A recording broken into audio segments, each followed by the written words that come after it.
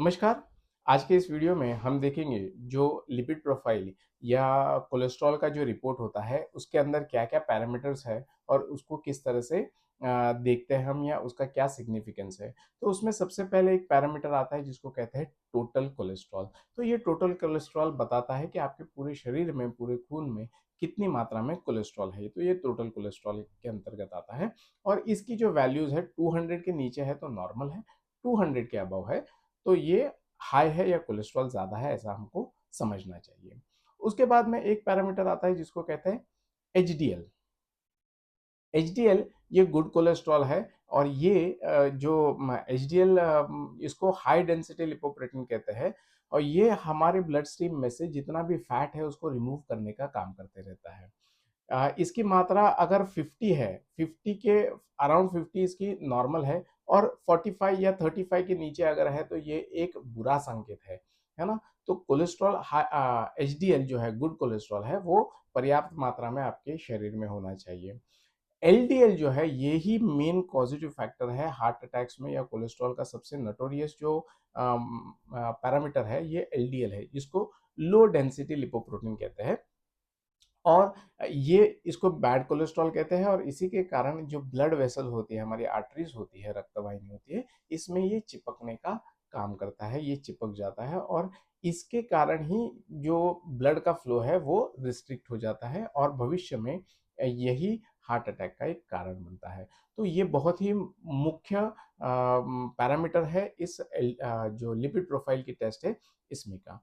एक और पैरामीटर होता है जिसको ट्राइग्लिसराइड कहते हैं। तो ये ट्राइग्लिसराइड एक तरह का फैट है जो हमारे शरीर में जो ब्लड में एक्सेस शुगर है, वो ज़्यादा शुगर को फैट में स्टोर करके बॉडी के जो सेल्स है उसमें ये स्टोर होता है फैट्स, इसको ट्राइग्लिसराइड्स कहते हैं। तो कई बार ऐसा होता है कि आपका ट्राइग्लिसराइड ज़्यादा होता है लेकिन अपना जो शुगर लेवल है या डायबिटीज़ है ये नॉर्मल होता है। बट हम इससे यह भी देख लेते हैं कि अगर आपका ट्राइग्लिसराइड ज़्यादा है, बाकी की कोलेस्ट्रॉल अगर कम है, तो आपको शुगर रिलेटेड आगे भविष्य में डायबिटीज़ होने की संभावना ज़रूर है। तो इसीलिए ट्राइग्लिसराइड्स को भी और जो एलडीएल है ये नॉर्मल मात्रा में होना बहुत अनिवार्य है। कई बार ऐसा होता है कि जो एलडीएल ये जो प्लाक फॉर्म करता है जो रक्तवाहिनी है इसके अंदर ये चिपक जाता है, इसको स्टेबल प्लाक कहते हैं और बहुत सी इन्फ्लेमेशन की ट्रिगर फैक्टर्स हो जाता है कई बार। स्ट्रेस हो गया या किसी तरह का शरीर में इन्फ्लेमेशन हो गया तो ये जो प्लाक है वो रक्तवाहिनी से छूटता है और छूटता है तो वहाँ ब्लीडिंग होती है और ये जो ब्लीडिंग होती है तो वहाँ पर ये पूरी तरह से थ्रोम्बस या क्लॉट फॉर्म होता है और यही क्लॉट जब पूरे ब्लड वेसल्स में से घूमते-घूमते हृदय की रक्तवाहिनी में आकर कहीं पर ब्लॉक हो जाता है, तो ये हार्ट अटैक का कारण बन जाता है क्योंकि हार्ट को मेजर 3 जो ब्लड वेसल्स है सप्लाई करती है ब्लड हार्ट के मसल को पंप करने के लिए।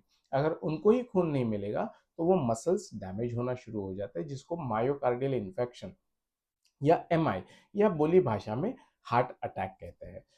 तो मैं आशा करता हूँ आज की इस वीडियो में मैंने आपको जो लिपिड प्रोफाइल है उसका थोड़ा-सा विस्तृत में जानकारी दी। ये केवल एजुकेशनल पर्पज़ के लिए है, ये किसी भी तरह की मेडिकल एडवाइस नहीं है, वैद्यकीय सलाह नहीं है। अगर आपको कोलेस्ट्रॉल और उससे संबंधित कोई प्रॉब्लम हो, तो आप आपके डॉक्टर से इसके बारे में डिस्कस ज़रूर कीजिए। धन्यवाद।